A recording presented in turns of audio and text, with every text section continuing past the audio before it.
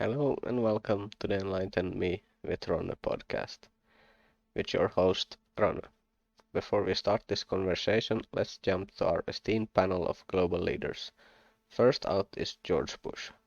How are you today?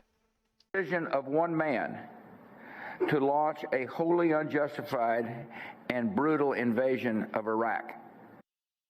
Okay, well that's weird, but let's hear from President Joe Biden. And now is a time when things are shifting. There's gonna be a new world order out there, and we've got to lead it. We've got to unite the rest of the free world in doing it.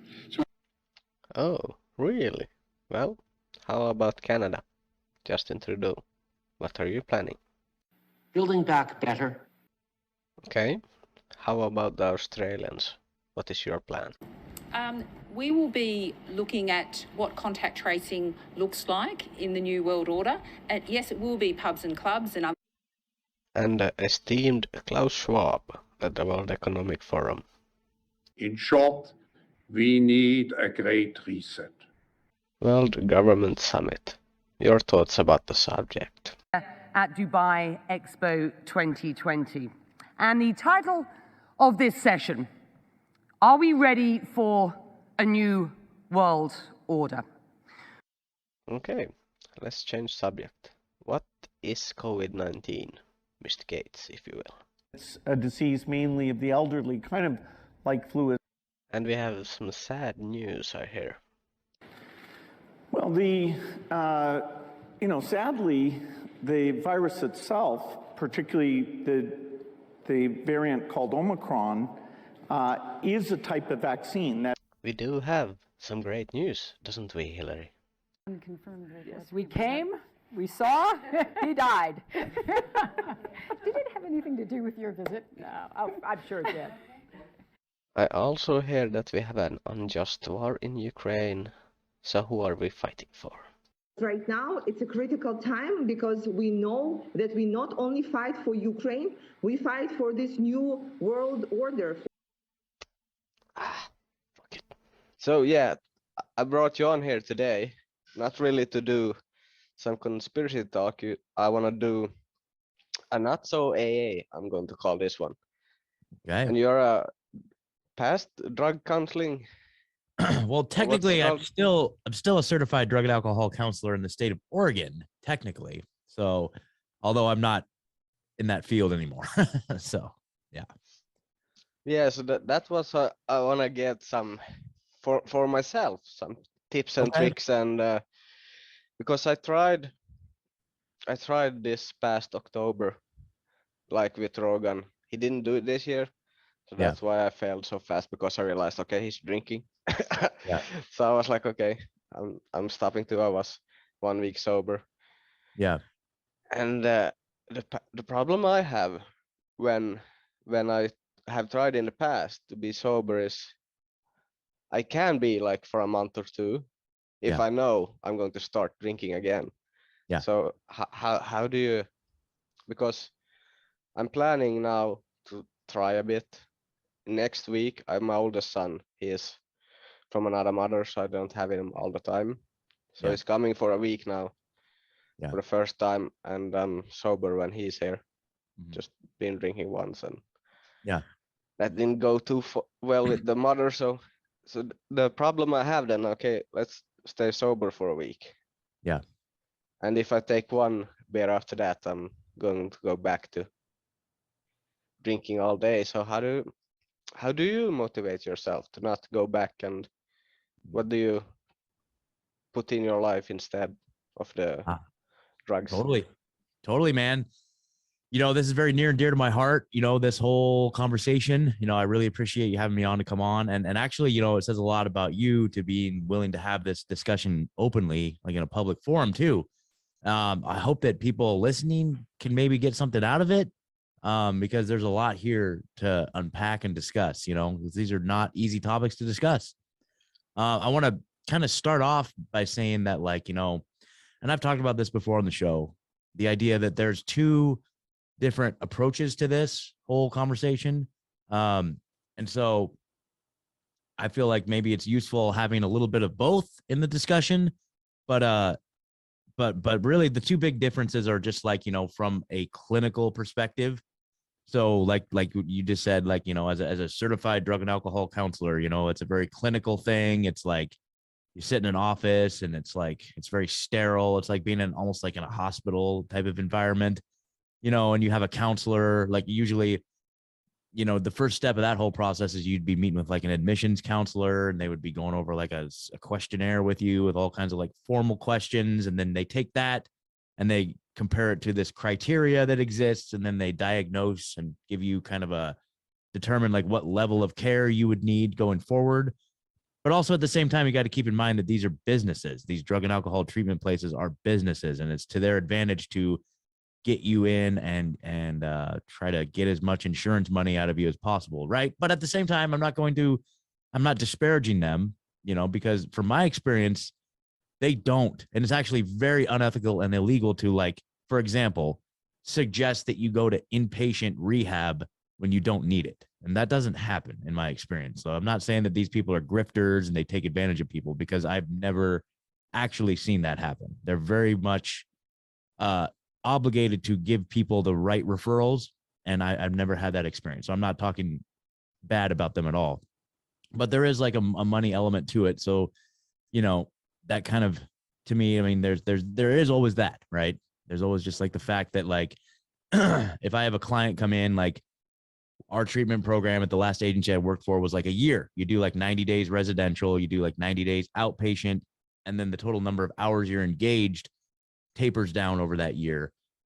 And so as a counselor, my job is to like keep you engaged and to do that full year. So anyway, there's that approach, the clinical perspective. And I'll get to your question, dude. I'll get to your question, I swear. But I just want to give people some context here. You know what I mean? Because I think it's useful. I think this is really, really useful. I think a lot of people who are struggling with addiction or alcohol dependency or anything like that, it's a scary thing. And a lot of people, from my experience, don't have any idea where to turn or where to get help if they feel like they're on the verge of, it becoming a problem or at a place where it is a problem. So that's kind of the one approach, is the clinical perspective. It's a very rigid, formulaic thing. Like there's a treatment protocol that you go down and you treat people with, right? And then over here, and so that's treatment. That's the treatment modality. And over here you have recovery. And recovery it comes in all kinds of different shapes and sizes. There's some that are specific to, well, before I get into all that, but really recovery is like, it's like, okay, so like 12-step would be considered recovery, like Alcoholics Anonymous, Narcotics Anonymous, and then they have like specific programs for all the different, there's like a Cocaine Anonymous, Heroin Anonymous, Gambling Anonymous. So, but that they all use kind of the 12-step model.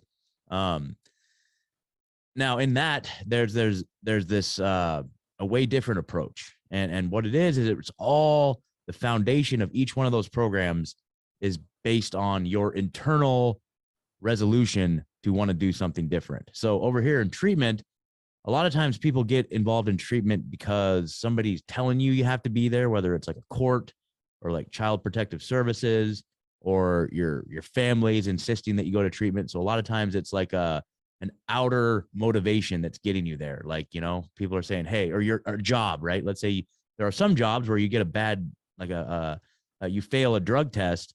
Sometimes they'll give you an opportunity to go to treatment to fix that, So a lot of times people are usually in treatment because of some external motivating factor, right?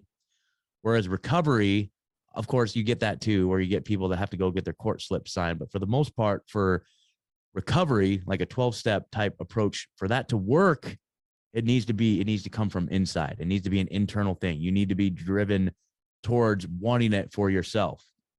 Usually people show up there maybe initially because they're like on probation and they have to go, or they're living in a recovery house and they have to go. But eventually, like I've said, like whatever gets you in the door, it doesn't really matter. But the people that are successful with it are the ones who have like an internal motivation to change. And I guess that's true both ways, because people do just grift their way through treatment. But the ones that are successful have that internal desire to want to change. And then the people over here in recovery,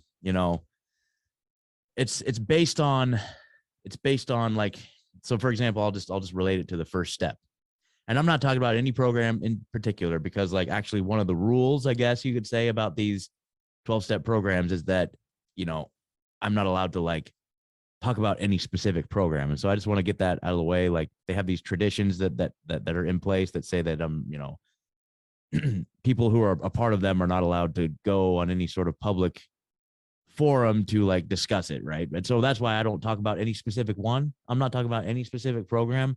I'm just talking about the 12-step modality in general, because I think that that's really important to kind of demystify for people. You know, people have all these preconceived notions about it, and I think people's preconceived notions about it can be dangerous because it makes them not want to do it, and it's a very, very powerful, life-saving thing, I think. So anyway, the root of the 12-step program, or any of these 12-step programs, is you know, an admission that it's like a surrender. It's basically a surrender. You just say, okay, I have been fighting this thing forever. I've been fighting drinking. I've been fighting pills, or whatever the case may be. I've been fighting it for so long. I've been trying to control it. I've been trying to, like, you know, stop this week, or maybe I'll stop next week, or maybe, you know, I'll stop for a month and then I know that I could restart again later. Like I'm just fighting it. I'm trying to control it. and that just leads to nothing but misery and problems and stress and anxiety. But then, you know, the first step, really the big part of the first step, is just surrender and just be like, dude, I don't have to fight this anymore. I'm just giving this up. And the language used in the first step is powerlessness. And that's where a lot of people have a difficult time wrapping their mind around the idea of powerlessness. But powerlessness doesn't mean that you're weak. Powerless doesn't mean that you're bad or just like a immoral or anything. Powerless just means that you don't have to fight anymore. Like, this thing is way more powerful than me, and I don't want to fight it anymore. So the surrender piece, it says I'm powerless over alcohol, for example, and it's making my life unmanageable. That's the criteria. That's really the criteria for the 12-step modality, is you recognize that this thing that I'm up against, I can't control it. I'm wrestling with it. I'm fighting it. I'm trying to like get a grasp on it. But every time it's bringing me back to the same place. And every time, I would argue, it gets worse and worse. You know, the consequences tend to compile. Yeah, And I would eventually, agree. I agree with that, because it tends to be like that for me. If Yeah. I leave it and go back, I'm drinking more than before. Yeah. That's what we call progressive. And so we look at this thing in terms of, we look at it. So, and so back to the clinical side, back to like the treatment side, you know, there's all these like PhD people, all these, you know, scientists and doctors, and just for hundreds of years, like all the way back to the beginning of time, people have tried to understand what alcoholism addiction is. And it's really interesting. Like, as a part of becoming certified, I had to learn about a lot of these. And there's still like one of the main ones that was like around for a long time is like demonic possession. Like, demonic possession was like what they attributed it to. Like, it was like a possession, right? Because you've seen drunk people, it's like they're possessed. Or you see all the videos, or you've probably seen people like high on meth or heroin or whatever, like some of these drugs I got now, like out in the streets, dude, they're just like that's demonic possession, man. There's still parts of the world that still think that it's demonic possession. There's some frames of thought that think it's just like a moral issue, a character issue. I don't tend to agree with that. The one that they discuss in the 12-step model that's pretty much mostly adopted. And it's funny, today, most people, there's still some contention about it. There's still a lot of like you hear, God, what's that guy's name? There's a doctor, he's pretty popular. He does like a lot of TED Talks. I can't remember his name off the top of my head, but he attributes it to trauma, like childhood trauma. Like, trauma is the cause of disease or of addiction. But I don't necessarily agree with that, because, like, for example, me, I did not have any trauma in my childhood, like physical violence or any abuse or anything like that. But I've struggled with addiction, so I don't know. I don't know if I can make that correlation.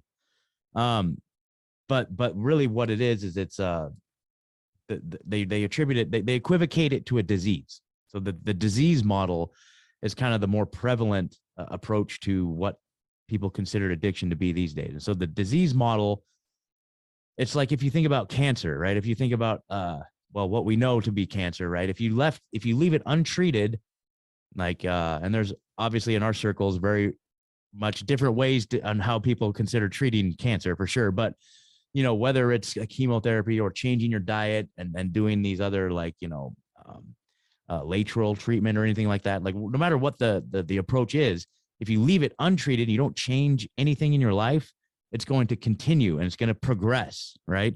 It's going to progress and it's going, and it's incurable if you don't intervene on it, and it's fatal. So that's what the disease model of addiction proposes, is that it's progressive, incurable, and fatal, much like cancer gone unchecked, right?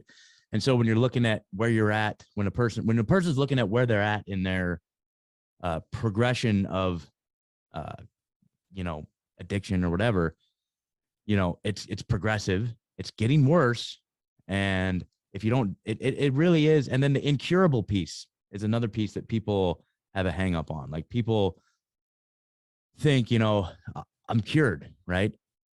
And then, but I think that it's an uncurable thing. And then it could be potentially fatal, whether you die of the actual, like drinking yourself to death, or if you die doing something stupid, like passing out on like some train track somewhere or something. I've heard those stories. You know, you're just stumbling home from the bar, you're blackout drunk, you just pass out on the train tracks. You know what I mean? And that's it, game over. You know, stupid stuff, or drunk driving accident, anything like that. Like it's progressive, incurable, and fatal.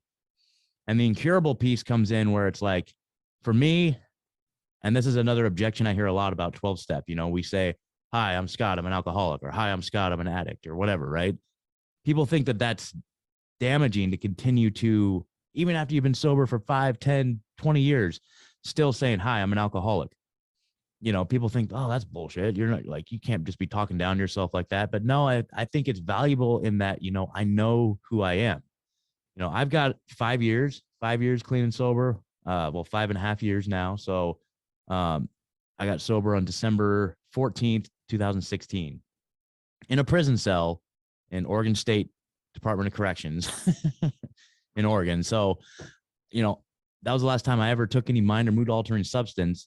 But I know that I'm literally just one stupid decision away from being right back where I was, dude. You know what I mean? Like I've had days that are just like, God, I could use a drink right now or something, right? Or even just like smoking, like, God, I could really want to smoke a joint right now. I want to change the way I feel right now. And but I know from experience that when I do that, once I open up that door, then all bets are off. And I'm not going to quit until I'm dead or in a jail cell, you know? And so that's why I have to treat this with the respect that it deserves. And I continue to acknowledge that, yes, I am an alcoholic. I am an alcoholic to the day I die, because as soon as I take a sip, man, I'm going to be butt naked running through the streets, freaking running from the cops, dude. Like I just know it. Yeah, So that's a thing I've been struggling with, because I was sent when my first son was born 4 years ago. My immediate family and mostly from her side sent me to addiction center, and I yeah, came in, and but when I talk to the people, they're like, how are you doing? I'm like, no, it's nothing. yeah, I don't need it like that. And you hear their stories, they're so bananas. So I'm always being like, here are the people that can manage, and here are the people that are going full born crazy. And I'm like yeah, somewhere in the middle, mhm, struggling, yeah, trying to keep me on the side of people that can manage it, even though it's getting a bit harder yeah, every day. yeah. Yeah, and that's again, like, so the unmanageability. It's not only your unmanageability to control the drinking, but it's also the unmanageability that it's causing in your life. If it's causing dysfunction in your life, then that's a good sign that maybe there's something more there, right? There's a really good, I really like. Let me see if I can find this here. Do I have a way to share my screen here by any chance? Let me see if I can do that. Post disabled I screen. can give you the permission, yeah. Okay. Now you should be able to. Okay. So this is let me do this here. So this is a really good piece, and this is out of, and again, I'm not condoning any one program over the other. How did that happen? Okay.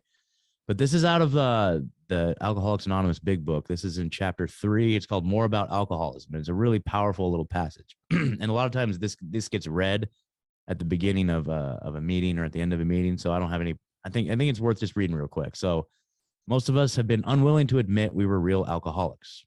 No person likes to think he is bodily or mentally different from his fellows. Therefore, it is not surprising that our drinking careers have been characterized by countless vain attempts to prove we could drink like other people. The idea that somehow, someday, he will control and enjoy his drinking is the great obsession of every abnormal drinker. So there you go.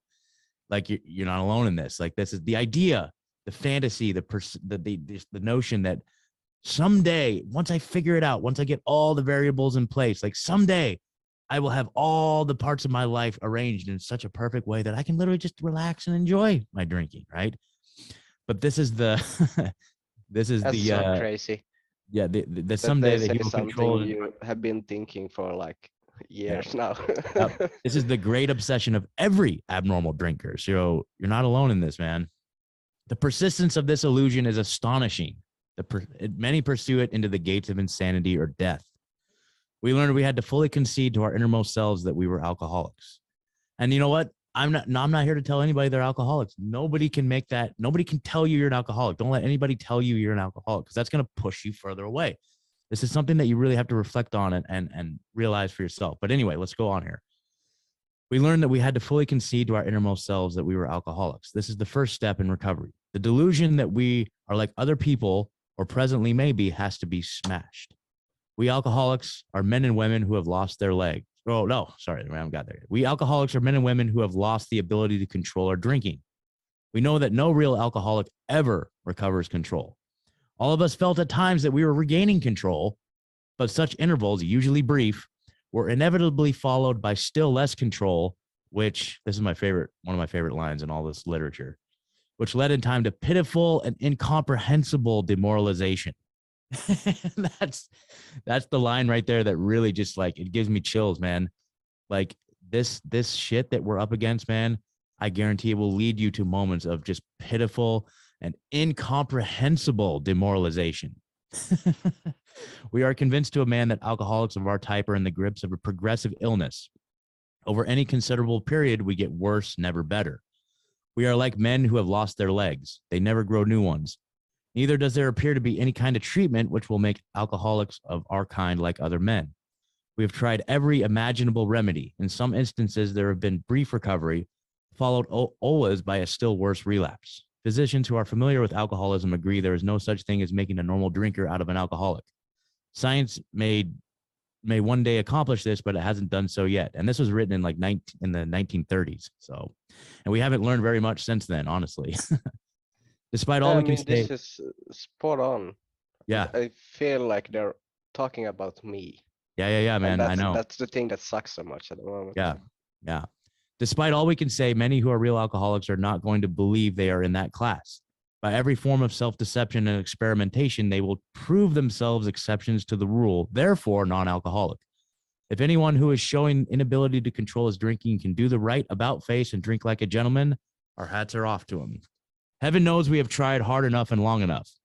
Here are some of the methods we have tried. Drinking beer only, limiting the number of drinks, never drinking alone, never drinking in the morning, drinking only at home, never having it in the house, never drinking during business hours, drinking only at parties, switching from scotch to brandy or whatever, drinking only natural wines, agreeing to resign if ever drunk on the job, taking a trip, not taking a trip, swearing off forever with and without a solemn oath, taking more physical exercise, reading inspirational books, going to health farms and sanitariums or rehabs, accepting voluntary commitment to asylums or rehabs. We could increase the list ad infinitum. And there you go. So that's pretty much that passage there. So that's chapter 3 out of the Alcoholics Anonymous Big Book. Powerful stuff, man. Yeah, it really is. It's it feels so weird to I'm still not there yet. I'm trying to get this into my head that I might need some people around me to help me. Yeah. Well, honestly, what I would suggest, man, is like maybe try going to like a meeting. I guarantee there's meetings around you, and just showing up and being like, I'm just curious, and then just introduce yourself as like a new a new person, you know, newcomer is what we call them, and just seeing what people have to say. You know, I don't know. The cool thing about those is that, you know, whatever it is that you're going through right now, like I know it's a very deep internal struggle, but you know, you don't have to do it alone. That's the number one thing. And the number one problem that, you know, I tried to do, or whenever I try to do this by myself, that's when I get into trouble. And so for me, it's about having a community of like-minded people who are also trying to, you know, do the same thing. And, you know, everybody's in different places. Like I go to meetings a lot, you know what I mean? I'm going to a meeting tonight. The main meeting I go to is tomorrow. And it's like, you know, these are places where I find, you know, not only just like comfort, but then I can like, so here's the big trick. Here's the big trick about recovery. And I know that, you know, sometimes when we go to the, like my sponsor, so a sponsor is like a mentor, right? So my mentor, my sponsor, like he always makes this really good point. He says that like, you know, sometimes when we go to these meetings, sometimes we get the help and sometimes we get to help others, but we don't get to decide which one it is. We just have to show up. Our job is just to show up. So for you, like showing up at your first meeting, like you're going to be the one getting the help. You're just, you know, I would encourage you to open up your mouth and just introduce yourself. So say, hey, I'm Ronnie. This is my first meeting, you know, and then and that's it. That's all I got to say.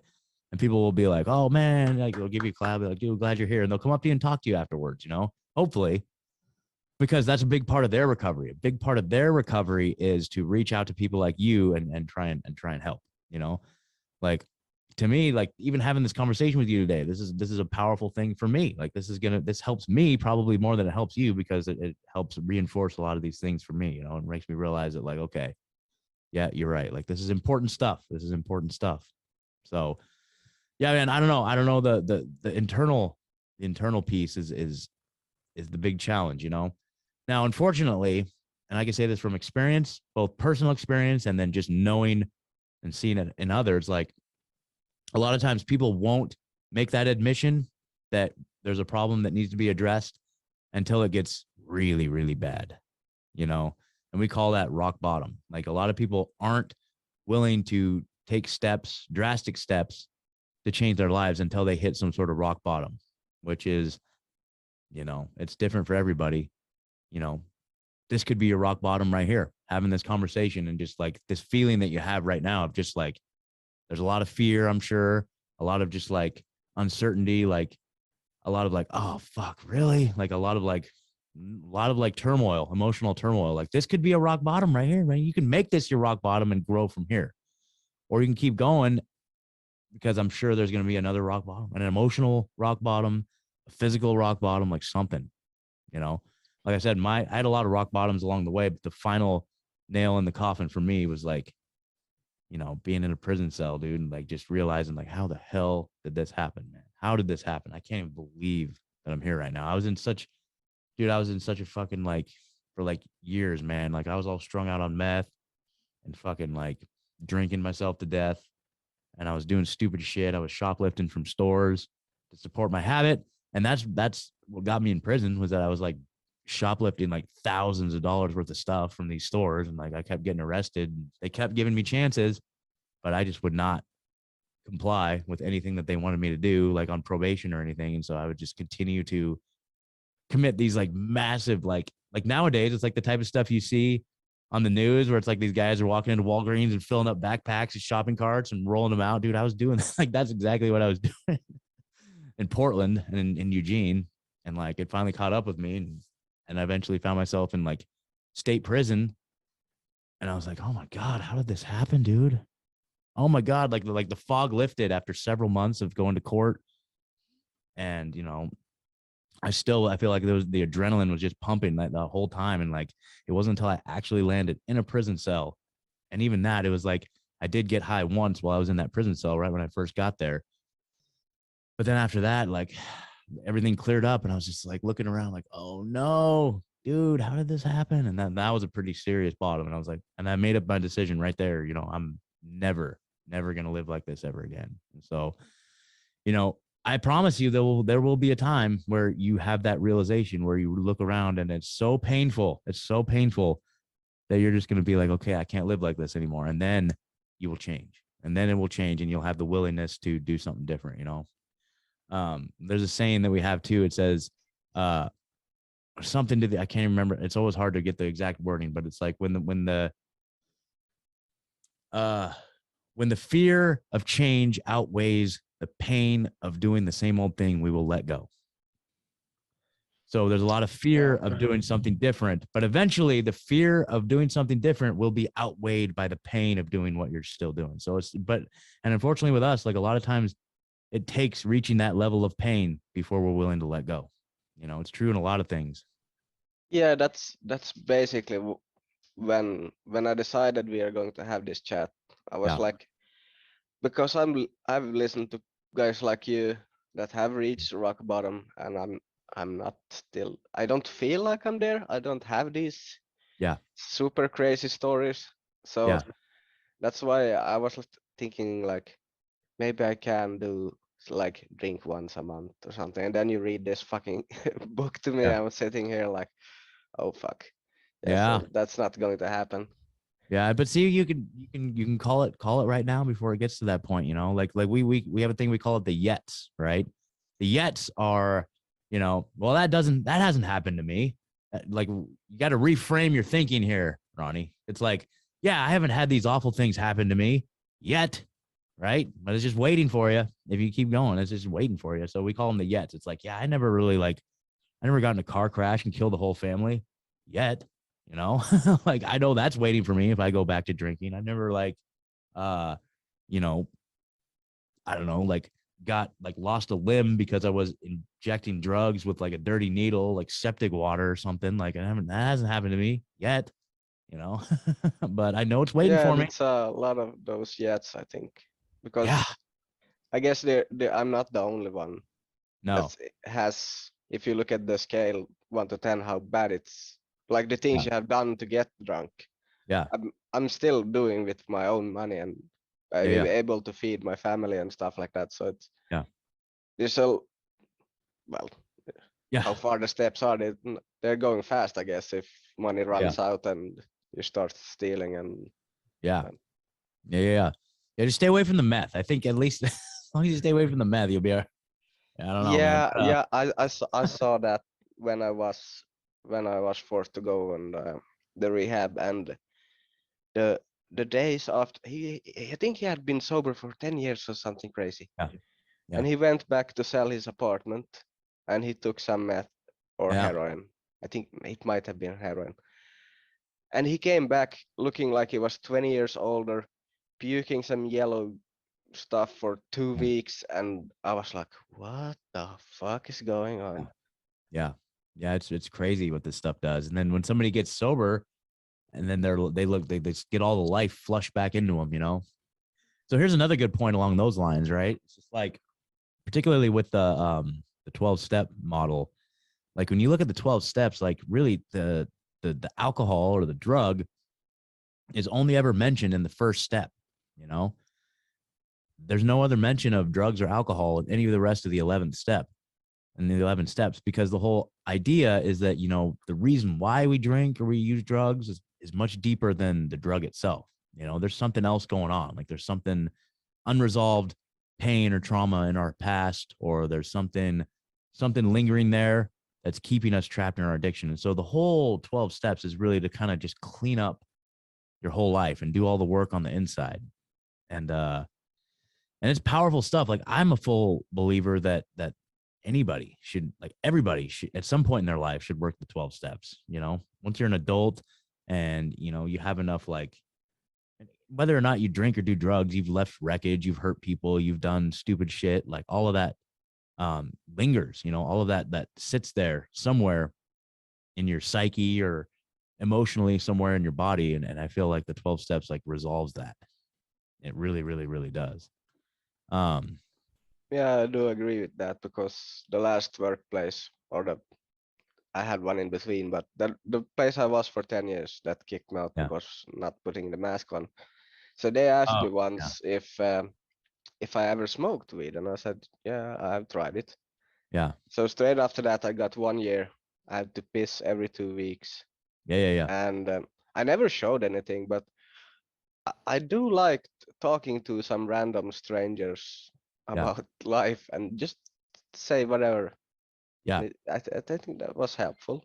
Yeah, man. And like, oh man, like that's it. Like these people in these rooms that you find, like it's just unconditional love and support. And like if you think you got a crazy story, like I guarantee like anybody, they all got crazy stories. They got great senses of humor. Like addicts and alcoholics are great people. Like sober addicts and alcoholics are great people. You know. Now, man, you know, but that's for me, like that's been one of the blessings of this whole thing is just like being able to, you know, help others. And like I said, you know, I was working as a counselor for a while there. It's challenging work. It's hard. And there's a lot of roadblocks because like, you know, a counselor's job is not to help clients. A counselor's job is to do paperwork.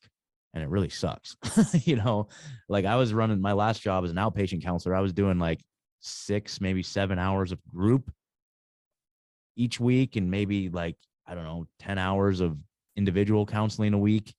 And then the rest was just paperwork, like 25 hours of paperwork easily, you know, just typing, making notes. Like it sucks. But recovery, like when I go to meetings or when I do some events, like recovery event, like I'm here to help people, right? I'm at a point in my recovery where I'm able to help people. And that's where some of the most powerful experiences I've ever had in my life are, you know, helping guys through the steps, you know, like sponsoring guys, helping out like some of these events, going and speaking at like treatment centers, stuff like that, like being able to carry the message, being able to just reach and maybe help somebody, just explain to these people like, look, I was exactly where you're at right now. And this is what my life is like today, you know, and just giving people a little bit of hope.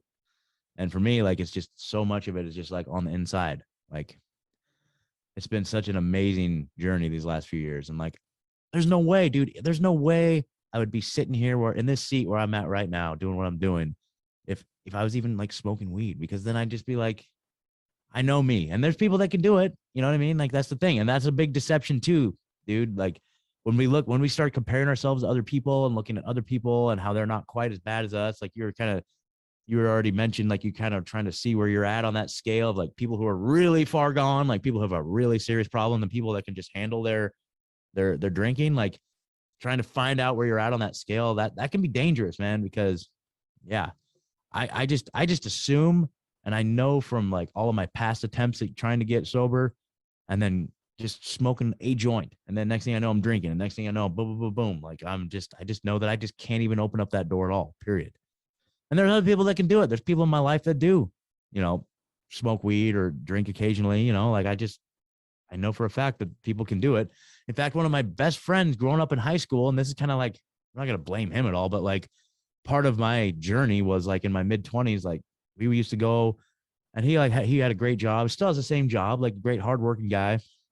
We grew up together, but then like on the weekends, like on a Friday night, like we'd go out and like get some cocaine, right? And go to the strip clubs and like just drink. And then I was at a point in my life where like I was already drinking a lot. And then I actually got fired from my job. So I was on unemployment for a while during this particular time that I'm thinking of.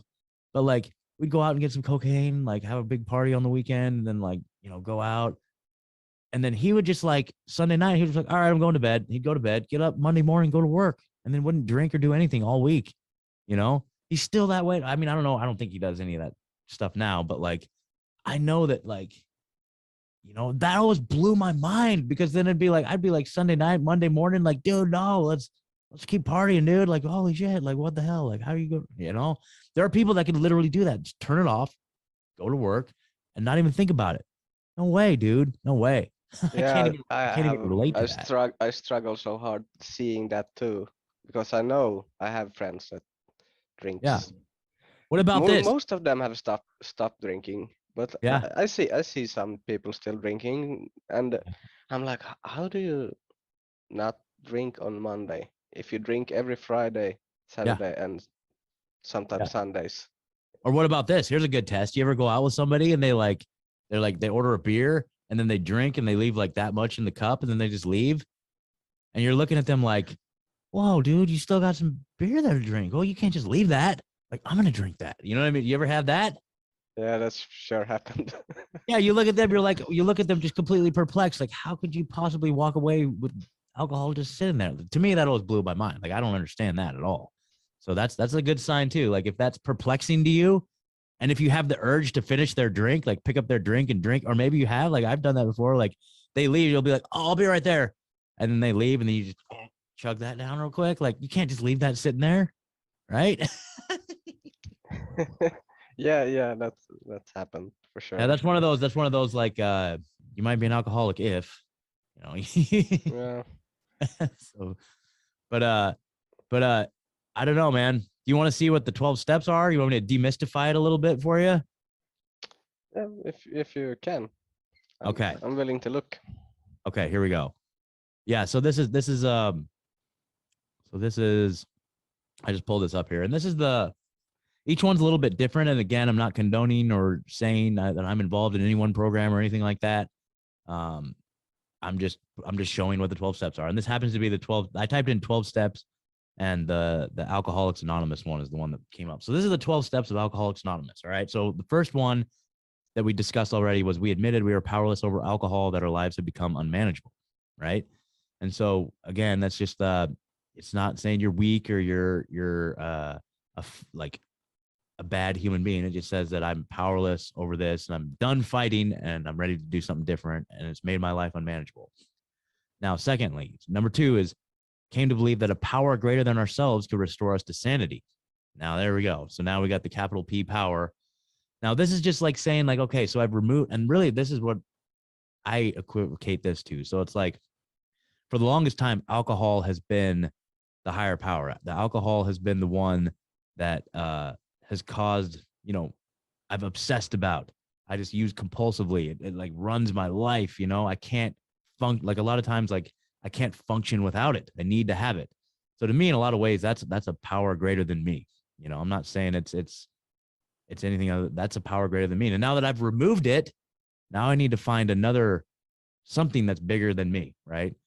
And then the third one, and this is where people run into trouble, made a decision to turn our will and our lives over to the care of God as we understood him. Now, the capital G God word can be a little, it can turn people off a little bit, but all it is God is their way of referring to a power greater than ourselves. Now, the good thing is that we can create whatever higher power we want. And so this is why, as we understood, and so they do the capital H, him to God and him, like that gives it like the Christian connotation, but it's not Christian at all. Like you can have whatever your higher, this should say, made a decision. Well, I'm not going to say what it should say, but to me, the way I interpreted it is made a decision to turn our will and our lives over to a higher power, whatever higher power I want.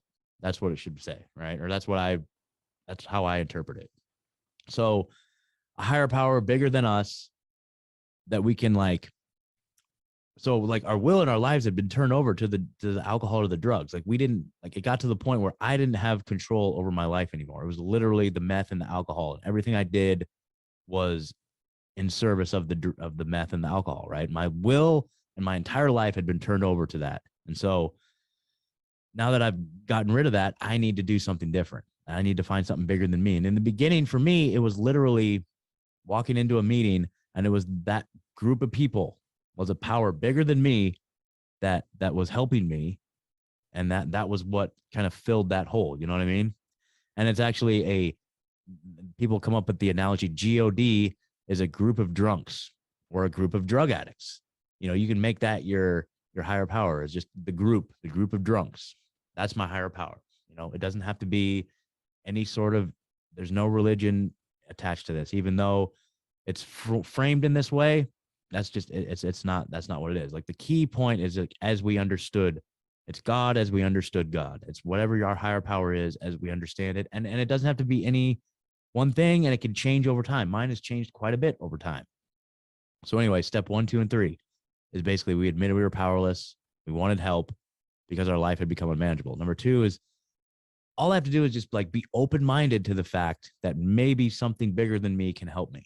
And then number 3 is I make a conscious decision to trust in that power greater than me. Now, it doesn't even say that you have to turn your will and your life over. It just says that I made a decision to, so the kind of the analogy there that gets thrown around is like, okay, you have 3 frogs that are sitting on a log. One of them made a decision to jump off the log. How many are still sitting on the log? 2. No, there's still 3 because that one just made a decision to. He didn't actually do it yet. Yeah.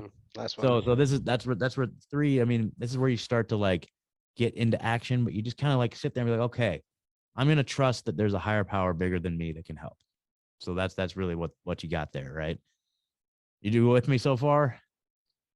Yeah, I'm thinking, listening. Yeah. It's a lot to take in, man. And maybe this isn't useful. Maybe this isn't what's suggested because like you're supposed to kind of just go through this with a sponsor. They're supposed to take you through each one in depth. But you know, I like the idea of demystifying it a little bit. I've done this before, like in my groups and stuff, because yeah, when people walk into a meeting and they see this on the wall and there's like the capital G word, like a lot of times people are like, I'm out of here, dude. I'm not doing this shit. This is crazy. Like I have a lot of resentment towards God. Like, how could God let this happen to me? There's a lot of people come in like just very like with a lot of anger towards the idea of a God, you know? And so, you know, I just want to try to make it as easy as and accessible as possible. Like the whole reason why I want to do this is to like make it so that people can like, you know, see this as not a big threatening thing. Although number 4, here we go. This is step 4. This is the big one. This is like what a lot of people are like, oh shit. Oh, are you on step 4? Bro, you're on step 4. Fuck. Good luck with that. You know? And so step 4 is made a searching and fearless moral inventory of ourselves. So this is the big one. This is now when we're in action. We're making a list of all of our resentments, all of our fears, all of like the things that we've done, like all the bad things that we've ever done in our lives. It's like a confession almost. And depending on the nature of the things, like sometimes you got to write in code. You got to like not, I mean, we're talking about everything. You're supposed to purge everything, like all the bad things you've ever done, right? All the people you've hurt, all the things that you've done. And this is like, it's intense. It's an intense process, but you're going to be working with somebody who you trust. Hopefully, you know, you're going to be doing this with a sponsor, a mentor, you know what I mean? Someone that's going to be helping you, someone you can relate to. And hopefully by having worked steps 1, 2, and 3 with them at this point, now you've like got, you're very close. You got, you know, trust. And so you're able to help bring that stuff up. And so then step 5 is you admitted to your higher power, you admit to yourself and to another human being the exact nature of your wrongs. And so that's where you basically share everything that you wrote in step 4 with your sponsor, right? And that's a pretty powerful experience because then you just kind of like all the shit that's inside of you that you've been carrying around your whole life, you just get to let it go. You just get to let it go. You just get to start over. And it's a powerful experience. You know, as a sponsor, I've done 2 step 4s now. I've gone through all 12 steps twice with a sponsor, and I've done 2 moral inventories, and I've read it to another person, and I got everything out, all the shit that I've ever done in my life. I shared it with another person, and he was like, as I was reading it to him, he's like, oh yeah, I did that too. He's like, oh yeah, that's fine, dude. Like you did that, I did this. Like let's wait, like. And so to me, it was just like it took all the power out of it because I thought I was such a horrible human being. And then he's over here saying, like, yeah, I did that too, dude. It's fine. That's what we do when we're addicts. I'm like, oh, so it's okay? Yeah, man, you're fine. You're good. Okay. So I guess I'm okay. And it was just like, it was like this weight lifted. It was crazy. So number 6 is we were entirely ready to have God remove these defects of character. So now that we've got all of our shit purged, we want to like open ourselves up to now looking at what are these defects of character. You know, am I dishonest? Am I lazy? Do I eat too much? Like all of the things that are character defects. Like we basically examine, we go back to our list and we kind of just identify what our character defects are. What makes us, you know, not a good person, not a good husband or father or son or a good employee. Like what are all these things that are making me not good, right? And then we come up with a way to like have these character defects removed. And so this is a tricky one, but it's really powerful. Like these are my favorite ones right here, 6 and 7, looking at the character defects.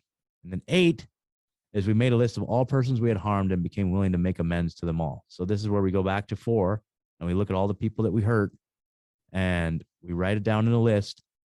And you're not going to make amends to all of them.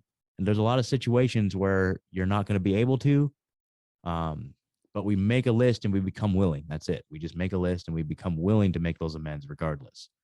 And then 9, we've made direct amends to those people, to such people wherever possible, except when to do so would injure them or others. So we want to go back and make direct amends to all those people that we hurt. Maybe we owe some people some money. You know, a lot of times family members, we just say, hey, you know, I'm really sorry for the way I treated you during that time of my life and this and that. And, you know, we do so in such a way where we're not trying to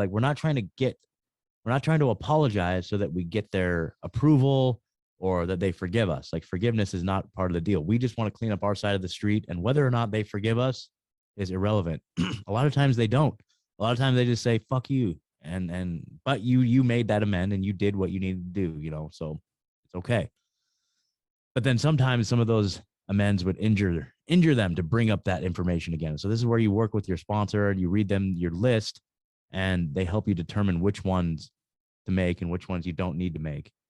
But the bottom line is, all of them, we've already become willing to make them, you know, and some of them are hard, but we got to get to a place where we're willing to do it. But then sometimes your sponsor will be like, no, we don't need to make that amends. And so in those cases, we do what's called living amends, where we live our life in such a way where we don't cause that type of hurt again. And we kind of just put more positivity in the universe than we're taking out. So there's ways of handling those situations, right? And then number 10, so now if you've gotten to, and the other thing to point out too is that I know when you first get sober, when you first get clean, there's a lot of urges to go run out and like immediately start fixing all those relationships, right? It's like, you've got 30 days sober. It's like, I want to run out and like apologize for all the things I did and blah, blah, blah, blah, blah. But what you're going to run into, what you're going to find is that those people that we hurt in our lives, they're not ready to hear it from us yet. You know, they're not ready to hear it from us. Like, maybe they've heard us before. Maybe they've heard us, you know, 2 weeks. I'm sober for 2 weeks, man. Mom, I'm sorry. I'm never going to do that again. And they're like, I've heard you say this a million times. I don't care. I'm not willing to hear it. But if you notice, it's steps 8 and 9, because at this point, you've already worked all these other steps. And this takes a while. Like, this might take like a year to get to this 8 or 9 step, right? And so by the time you get to steps 8 and 9, you've transformed. You've become an entirely different person. Like, you've gone through steps 4, 5, 6, 7, which are very humbling and powerful, life-changing experiences. And so you've literally transformed into a new person. And by now you probably got a job, like a lot of these people who are, you know, homeless on the streets. Like, by now they've got jobs. They're doing great. They're looking healthy. Like it. And then when you go to make those amends at this point, people are going to be like, they're more receptive to it. So that's why it's a little bit further down on the list for sure, because you've done a lot of healing to get to this point. And then step 10, step 10, 11, 12, these are what we call like the maintenance steps. So you've done a lot of the hard work. You've looked at all this shit in your past. You've purged all that out. You're taking a very active look at the character defects and what causes you to act like a shitbag. And you've cleaned up your side of the street with those people that are important, just everybody. You've cleaned up your whole side of the street. So at this point, it's like a clean slate. You have like a clean slate. And so now what we need to do is, like, every day, continue to take a personal inventory. And when we were wrong, promptly admitted it. So now when we fuck up, which still happens, or we treat somebody poorly, or we make a mistake, or we do whatever, we do something wrong, we lie, we deceive, we do something shitty to somebody, we try and go clean that up right away. We don't let it sit there. We don't let it fester. We don't allow damaged relationships anymore. You know, we put too much work into our life at this point that we're not trying to cause any more harm.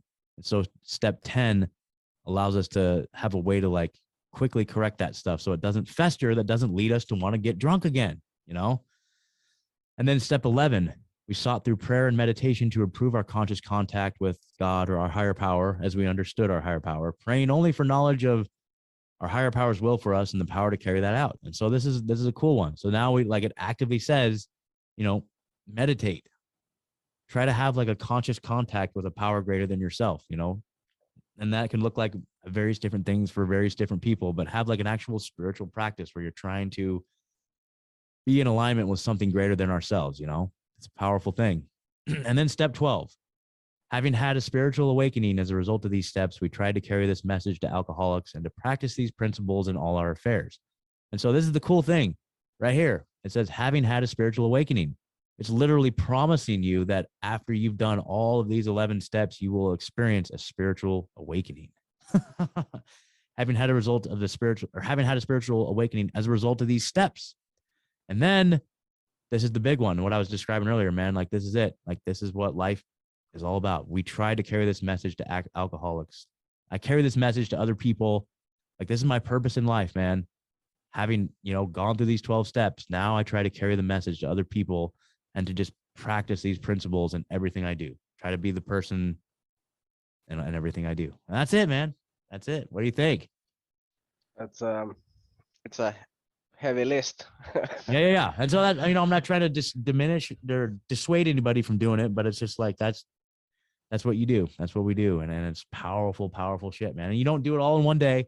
That's the biggest thing. And, when you were mentioning earlier, about, oh, I don't know what I'm going to be able to do in a month, or, like, if I get sober now, like, I don't know if I'm going to be able to drink in a month. And it's like, that is what we call future tripping. Like, we don't want to be doing that. Something that you are going to hear a lot on this path is the idea of just one day at a time, just today, like today. Don't even worry about tomorrow, man. Like, hell, I know a lot of people that do this thing where they say, okay, I'm not going to drink today. I am not going to drink today. Tomorrow, maybe. I'm not going to say I'm not going to drink tomorrow. Like, I might drink tomorrow, but today I'm not going to. And then you wake up tomorrow and you'd be like, okay, I'm making a conscious decision to not drink today. Okay, I'm not going to drink today. Maybe tomorrow, but not today. And then every day you just wake up and you make a commitment. You call somebody, just whatever you need to do, make a commitment to not drink today. Because all you have is today, man. Like, you don't even need to worry about tomorrow.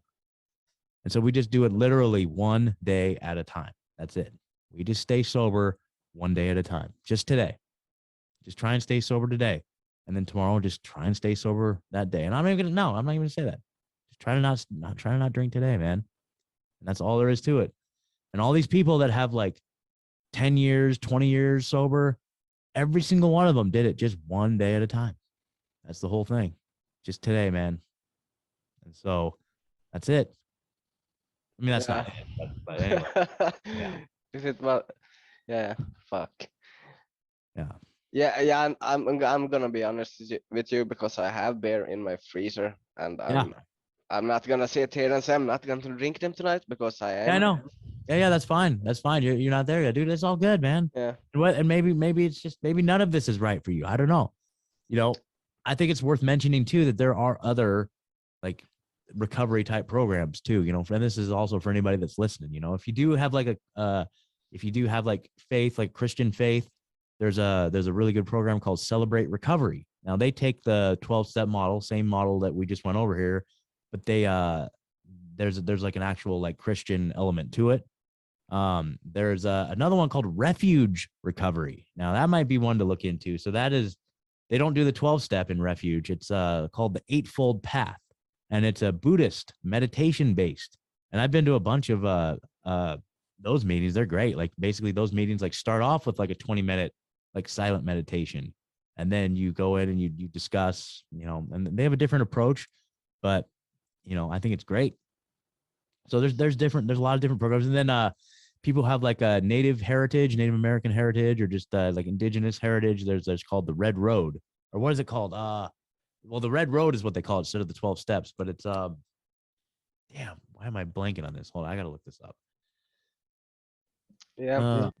The one that I went to when they forced me 4 years ago, that had it was very much the Christian religion behind it, and we read the Bible every day, 2 times a day, and because I'm from a religious family, so it was obviously they're gonna send me to somewhere where you read the Bible, and that was very off-putting to me. Yeah, see, I like the Bible and the message. I almost sometimes hate the people practicing. Sure. I mean, I totally get that, man. They're so full of giving looks and having, like, I hate it when someone comes up to me that have never touched a beer or a cigarettes and starts preaching. Yeah, and how easy it is. I'm like, dude, go fuck yourself. Yeah. I was just gonna mention that Wellbriety, it's called Wellbriety, is the one for like native indigenous people. It's really cool. I've been to some of those meetings too, just as like an observer to hang out. They're pretty open and friendly people. So anyway, yeah, man. This stuff's not easy, man. It's crazy. It's really crazy. And and honestly, everybody's different when it comes to this stuff, but there are some underlying, truths. Like you got a little experience with that, just reading that little chapter 3, that little page and a half out of chapter 3 there, like, I don't know. Some of the literature that has been written in this stuff is like really, really, really good. And so the first 164 pages of the Alcoholics Anonymous big book, I think it's 164. Yeah. That's worth reading, man. If you're here, this place where you feel like you're struggling and you're not sure where to turn, like just read those first 164 pages. Like it's good stuff. It was written back in the, like I said, like in the 30s, and it's very antiquated language and it's kind of silly. The guy Bill Wilson, Bill W, he's the guy that him and Dr. Bob are the guys that the progenitors of the whole 12-step model. Like, they didn't know what they were doing. Like this is back before, like, literally they, like, when people were suffering with alcoholism, they'd take them to an insane asylum and like strap them to a bed until like the alcohol was out of their body, that type of stuff. Like there was nothing to help cure people. There was none of this. And they kind of pieced together this program. In fact, it's actually a really good story. This is a really great story. So this is how Bill Wilson, the founder of Alcoholics Anonymous, kind of came up with the whole idea, right? So he was like a salesman. He would travel all over the place. He lived in New York City, and he was trying to he was drinking a lot, and he was having a lot of trouble, man. He would go to these doctors. He would go to these insane asylums all the time. You know what I mean? And he ended up starting, he was able to stay sober. Like he finally got a little bit of sobriety, maybe a year sober, right? And what he was doing is he was going around town and he was finding other drunks, finding people that were drunk, and he would bring them, and he'd be like, "Hey, do you want to get sober?" And the person would be like, "Yeah, I can't live like this anymore." He'd be like, "Okay." And so he'd bring them back to his house, and he would give them a bed and a place to stay, and he'd feed them, give them water, and just he would try to nurse them back to health, And then maybe that person would get 2 weeks sober, and then he'd wake up one day and that person was gone, just completely gone, maybe stole something and went out to go back to drinking. And so he'd go out and he'd find another person and bring him back home, and maybe a couple people, and nurse them back to health and get the alcohol out of their system. And he'd be like, "All right." And he'd get super excited. He's like, "All right, this is the person that's going to finally get it." And then that person would go back out and they'd leave and they'd go back and get drunk again and disappear. Right. And he was getting so frustrated. And this went on for a long period of time. And he was just it went on and on and on. He was just trying to go out and help all these alcoholics stay sober. And then one day he was just after a long time of doing this, he was so frustrated. He went to his wife. His wife's name was Lois. And he went to her and he's like, "Damn it, Lois, I can't get any of these people to stay sober." And Lois looked at him and said, "Yeah, but you're sober." And he's like, "Oh, you're right. That's the solution. The solution is going out and helping other people." Oh, boom. And so that's kind of how this whole thing came about, is that the idea of the best way for, and this is so true in my life today, is the best way for me to stay sober is to stay involved in this program and to help other people, to carry the message like we described, And so it's I may not be a counselor anymore, and I'm probably not going to go back to doing that, but I'm still very, very active in the recovery community. That's a big, big part of my life. And I'm living in a new city. So in a lot of ways, I'm the new person. I'm the newcomer that a lot of people have reached out and been very welcoming and inviting towards me. But still, I've got a lot to contribute and give back, even though I'm in a new city. So it's still my obligation to continue to reach out to people that are newly sober or new to this whole thing, and try to help them understand what they're up against and just help them through the whole process, Yeah, I have to look around, see. I don't know if we have the same programs. I think we do. Oh yeah. I Oh, don't know. 100%. What I'll send you, well, maybe we can talk off the air and I can help you with that. Totally, dude. Yeah. I mean, I don't know if you're comfortable saying what city you're in on the air, but if not, we can talk afterwards. Yeah, it's no problem. It's in Finland, in Jakobstad. I don't know if Okay. I Yeah. can, How do you spell that? I'll write it in the chat. Okay. Yeah. Let's see here. Oops. Okay, cool. Yeah, let's find you some stuff here. Boom. It's a really small city, so I don't know. But maybe we have something. That's so funny. I did a search and it immediately popped up my hometown. Like, dude, they're watching me. They know exactly where I live now. Sure. Yeah, you're not getting away from that. No, let's see. Well, there's today's meetings in Finland. You know, okay, I'm gonna send you another one. God, this looks like Helsinki. There's 2 meetings. There's got to be more than that. How far are you from Helsinki? 5.5 hours, 6 hours. Ah, bastards. You know, you might start one in your area. Anyway, I can continue to look into this, but I'm gonna give you another resource right here. So this is a good Zoom meeting. You might be able to get something out of it. I guess it's NA, but well, I'll send you these offline. I don't want to waste time on the air here getting all this. Yeah, but we'll figure it out. Yeah, But, I know they have the house that the company sent me to was an AA house. yeah, call them and be like, hey, Yeah. is there any meetings in town? Yeah, they'll be able to point you right to it, dude. I Yeah. guarantee there's got to be something, dude. It's everywhere. It's literally everywhere. Most likely.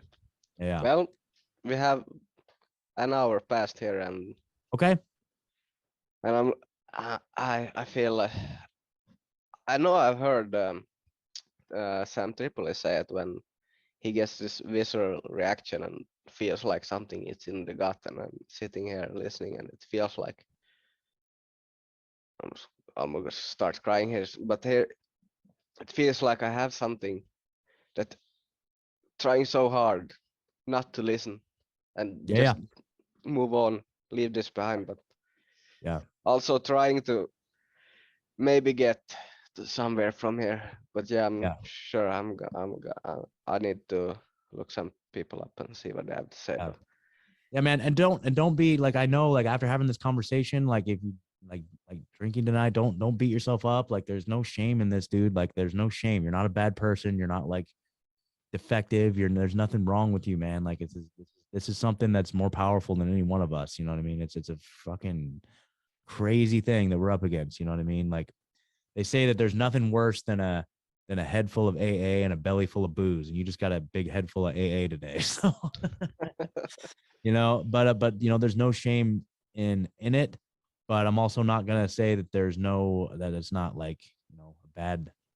Like, your life could be like, if you were to remove this from your life, you would feel better. Your spirit would just thrive, and you'd be in a whole nother place, man. Like, if you could just get rid of this in your life, man. And I'm, like I said, I'm not here to make any judgments or say anybody's an alcoholic. Like, that's not my role, and I don't want to do that.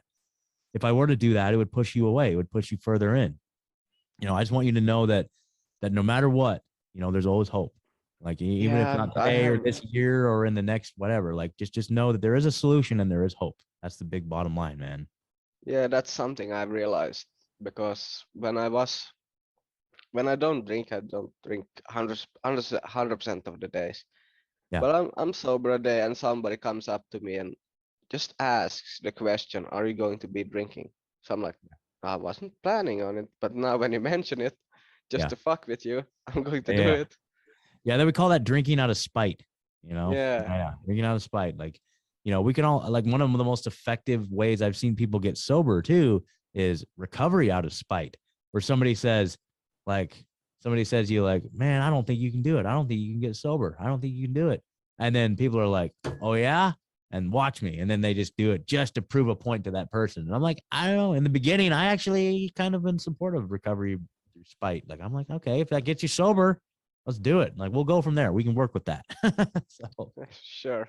Yeah, it's kind of funny. Yeah. So do you wanna plug your stuff? You're not going to have this kind of podcast again, I think, but no, this is great, man. And actually, if it's all right with you, I'd love to put it out on my end, as well. Sure. And then people will know about your show. So, you know, my name is Scott. I do a show called Rebunked. The website is rebunked.news. You can find links to everywhere where you can watch and listen to it. It's on all podcast players. Download it, listen on the go. We're at Rockfin. We're on Band.video, Odyssey, all that good stuff. But dude, tell us about your show, dude. Yes, I just started mine. It's Enlighten Me with Ronny, and I'm going down some rabbit holes. This one is very special, and Yeah. most of the time I'm doing talking the elites World Economic Forum. I had my first one was with Jessica Rose. That's A so lot of amazing, dude. a lot of COVID stuff came up there, and Yeah. yeah, and then I had Ricky who also talked vaccines with him. That's awesome.